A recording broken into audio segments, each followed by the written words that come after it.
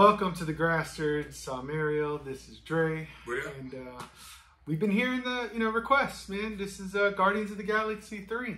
Yeah, this is what the people want. The people wanted it. And I give the people what they want. We get the people. Even when you don't really want it, but you want, just it was asked for. And I love this. Yeah, so pros, cons. We'll get to the end. We'll give our review. Our real nice. Yeah, real orange. You know. The orange know. All right, pros. All right, so pros. Since you won the coin flip, remember? Oh, okay. Well, see, you know, heads. I don't go tails. I always get head. You know, ladies. Always bet on black? You know, ladies know about that. I love this movie. I'm gonna start. It was an emotional, and it was Rocket's backstory. This was the key component of this movie. It was a definite pro for me. This thing. It's good to I never thought that little CGI animals can be like, hey man. Ugh. Let me tell you, I gave more fuck about these animals than the people that died. I'm like, oh yeah, it's kind of like, you know, all right, this guy got shot.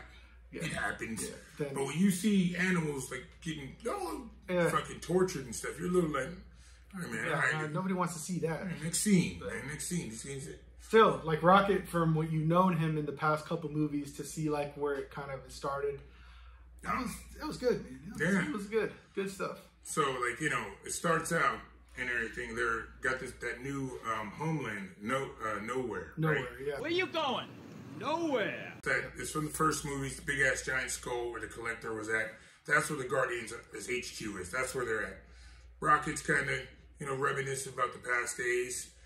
Star-Lord's getting drunk thinking about Gamora, because, spoilers, if you haven't watched Endgame by now, you're an idiot, but, you know, Gamora came back from the past after she got killed in Infinity War, and this Gamora doesn't know this nigga. So she's like, I don't like you. And he's kind of hung up by, you know, that his love is here but not here, and she's just like, not fucking with him. So that's when we get Adam Warlock. There you go. Adam Warlock. I'm going to save that for a little later. Okay, Adam Warlock. I'm going to keep going there. That was a pro for me. Adam Warlock being here and everything. But hold on, nigga. Okay. Hold on. I give it a pro because I like that they did a payoff to the end credit scene from number 2. They brought it back. They brought it back. They didn't leave that, because sometimes, you know, they do an end credit scene and it never leaves anywhere. That person's never in the movie, or the scene that they filmed doesn't make sense with the end credit that you've seen before. This one, at least they brought him in there, and he did it immediately. And he was after Rocket. He was ready to kill this little nigga. And I thought it was great, because they gave him good powers, and he looked like a movie version of the comic and everything. I'll leave that. I can agree with that. Yeah. I can agree with that. I can agree that the powers they gave him and how it was like portrayed in the movie, all that. I can agree with that. But this is one of my cons. Hold on. Save the cons. Okay. All right. I'll save it. Because people got mad at it switching around. I'll save it. Let them get mad. You can get mad at Ariel. I'll go to my next pro. All right, go to your next pro. The villain of the movie, the High Evolutionary, was awesome. Yes, I do. Awesome. I hated that guy. Evolutionary was the one who tortured and made Rocket and his makeshift family of other animals and everything, which was like, it was cool that he made him, and Rocket as a kid and everything, and innocent, and them not knowing anything about the world, the outside world, the sky, and all this stuff. Very heartfelt. Loved it. Loved it. Yeah, That's good. The actor, I don't know his name, but I can't say. I can't pronounce it. I don't want to fuck it up. He did an awesome job. Yeah. Really good. Marvel's they've had a lot of good villains. Like they have a lot of good villains. Yeah, but I mean, a little. Some not so great. Yeah, but this one I give a pro like you, because it wasn't he's a misunderstood guy. This nigga was just evil. He just didn't like shit. He just wanted to change it, the God complex, whatever you want to call it. A perfect kind of society and race and all this stuff. He didn't give a fuck and everything. That is what I loved about it. Yeah. I was like, hey man, just be. Some guys are just evil. Another pro of mine though, Ariel. What's that? I like this lineup of the Guardians. I know it's the last time we have this lineup, and because of that, it's a little bittersweet because Drax and all them. are gone, but these jokes that they did in the comedy, for the most part, landed. Yeah, it definitely landed. It landed. Yeah. And you know, a lot of Marvel movies, they force comedy in there, where it's like, it's not really hitting, it's not working for me, and everything. These people are naturally funny and have comedic timing, so it worked. I thought that was fantastic. That can lead into mine. Drax, to me, has been the most consistent of all the characters that have been in the 3 movies. Yes. Batista. Look at me. I'm a Batista. He's done a good job with that character. I mean, that's why I'm going to miss him. Yeah. I'm sad that he's not coming back because he's done really good. I wonder if that stuff is written for him or if that's just him ad-libbing. I mean, they do a lot of ad-libbing. That's what they said. James Gunn lets them be free. Because if they let him be free, he knocked it out of the park. Yes. And if it's written, whoever's writing him is doing a good job and he's delivering it. Like when he met Tony Stark and they did that was all his that was him? And that's why he's like, they was like, oh, who's Gamora? Why is Gamora? All this stuff. That was all him. He wasn't a script. No, it's Drax. He's a good dad as well. I'm gonna throw that in there. You guys know what I mean. I'm out of pros without. So I got one more pro that is not about the movie, but it's more about the director, James Gunn. Okay. All his people are in all his movies, and I think that's the best. Yes. If I was a director, I'd be like, Dre, man, hey man, can you be here? I need to be the star. No, I need to start. Then I'm not going. Sure, you can be the star. What time do I show up? What time? 3:30 a.m. I'm out of here. All right, yeah, he does. Yeah, I like that. In there, right, girls like in it. Adam Sandler does it too. Yeah, Like, I think that's a good to stay day ones. Your day one stay with you. Keep your people. People get mad like, oh, his wife's in there. Like, dude, it's his wife. Who gives a shit? Keep the money in house and everything. It's very cool.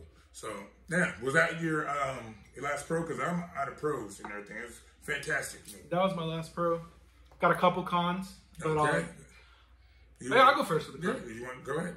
So to me, con kind of bugged me the whole time watching the movie, but Gamora was like mad. Like, why are you so mad? She was pretty pissed off the whole time. It's like, dude, what is wrong with you? Like, tell Peter you don't like him, and it's done. Like, she just always had like a scowl, like always mad about something. She was in dirt. And then in this movie. she kind of got it at the end. She came around to the team and everything, but it's like all of these people are being nothing but nice to you, and you're just like have an attitude the whole time. Like, calm down. She's too bad. I didn't come here to make friends. Yeah. Don't talk to me.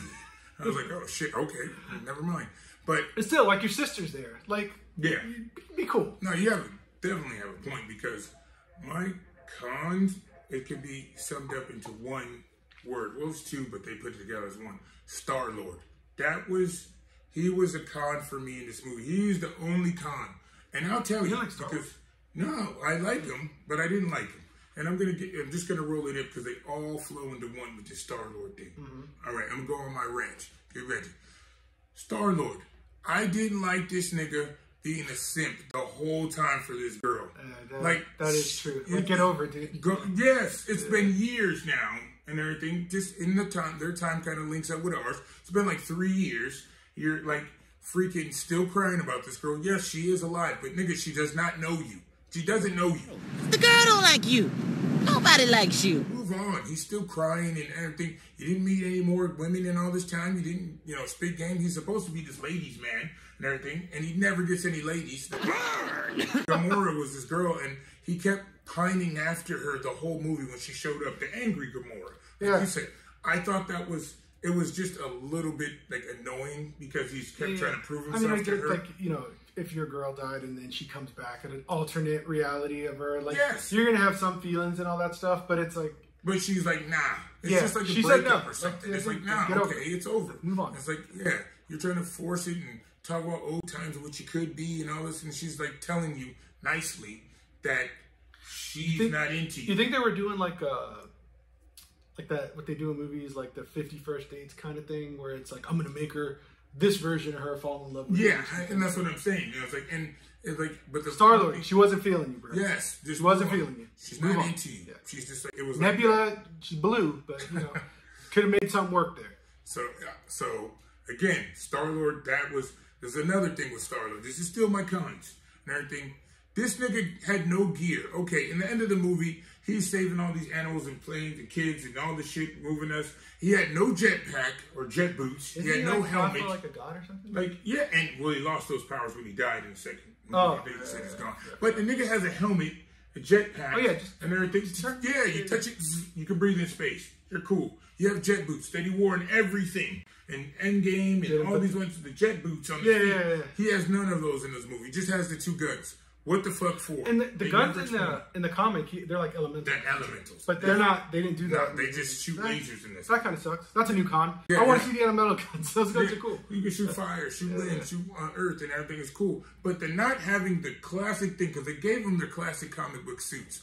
The second thing of the comic book is his helmet. Yeah. And his helmet was never worn. I know you want FaceTime for your actors and all this, superheroes and all this. There's an appropriate time to wear it, and when you're in the middle of space, it's probably a good time to have a helmet on. Exactly. And they were flying around the ship. It's not like you couldn't go to the bathroom or bedroom or shit and pick it up or some shit. Yeah. Nah, so I thought that was stupid. It's like there was no explanation. I'd rather them say it was in the shop or some shit like, damn, my helmet, if it wasn't fucked up on that last mission or my jet boots, I would have had it. And I'm like, done. Throwaway line, but it makes sense. Sorry, I went on my rant. Oh, last thing on Star-Lord, because I got 2 others, but Star-Lord. The grandpa thing. He's finally worrying about his fucking grandpa. No, he was on Earth in Endgame. The game, and we're here. Remember, they went through the portals, and they were like, I'm on Earth to fight Thanos. Then these niggas left Earth without him ever thinking about his family. I mean, there was a lot going on when they were fighting. But they didn't leave right away. They had no ship. They had nothing. So I'm like, all right, I'm back on Earth. I'm stuck here for a while till we get a ship. Maybe my grandpa's still alive. Let's go check on this nigga. Let's use the phone book. Something like this. It's technology now. You can literally Google a nigga. Yeah. But, all right, that was my last rant on Star-Lord. Adam Warlock. Adam Warlock, making him like a baby character. Yes, I got that. I did not like that. Like, they could have gone so many other different routes, and that's the route they chose, and that's kind of annoying. Yeah, I agree. I have one last con and everything besides your Adam Warlock one. I do agree. It's just the ending lineup. I just like everybody left, and I understand why, but I don't understand why. Tell me why. Mantis is like going to find herself. I've always helped everybody who helped me or something like that, but now I got to see who I am. And I was like, all right, that's a stupid reason. Just take a weekend off or go on a vacation. She's like, I'm leaving. And Drax, I understand he was over it. He's going to, help those kids and stuff. But I just, with Rocket taking over the team and Groot getting more swole and big, and the guy with the whistling powers and everything, that's cool. But then they added that girl and Adam Warlock in there. And I just kind of was like, Adam was still kind of stupid, even though he had the, I was like, and I understand. I didn't know who that little girl was, but she has powers. So I mean, it's Phyla in the comics. Her name is Phyla. Oh, see, I didn't know that. I'm not a big Guardian. She's like I think she's like a Cree. I don't know. I know it's Phyla though because I've seen her in things. I mean, I wasn't a fan of the lineup, but I do understand why they did it, and they maybe with more time with them, I will. But I mean, that's like leaving the door open. That doesn't necessarily mean they're that's coming gonna back. Be fine. They said Star-Lord's coming back, so Star-Lord will probably be back for something, but they didn't say anything about the team. Like in credits, they just said Star-Lord. So. And that's what I'm saying. That's the end of this. They left the door open, which is fine. It's cool. Yeah, I was like, I'd rather just have it ended, but you showed the new team. But it's not a problem. Still good. All right, so the RN score. RN. All right, you go ahead first. I'm gonna give it an 8.5. I like this movie. It's been the best one that we've had in years for Marvel. And not only that, it was a good movie, good villain, good movie, good ending to the 3-part Guardians of the Galaxy saga. 8.5 is solid for me. Yeah, okay. My RN is also an 8.5. Man, you've been on point lately. I don't know, your skills of judging movies have gotten better. I'm like Vegeta, man. I train and I get better. There you go. That's why I appreciate it. Let you know that. 8.5, it was good. Like, they made Rocket the star. It wasn't like, Star-Lord again and everything just because he's... They went a different path and it worked. Yeah, and it worked totally. He also started using his name Raccoon. He saw that he was a raccoon after all these years of saying, was a raccoon. Don't call me a raccoon. And he's like, yeah, my name's Rocket. Raccoon. I was like, oh, nigga, that was hard. Man, yeah, put that in there, you know? The name's Rocket. Rocket Raccoon. All right, so, hey guys, that's it. That's our review on Guardians Volume 3. Volume 3. Stick around for the post-credits, right? We got post-credits. We always got post-credits.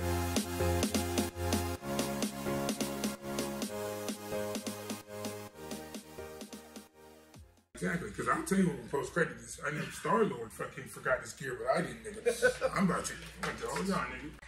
Put your shit on. Hold on, I got the mic on. You guys get it. I'm safe.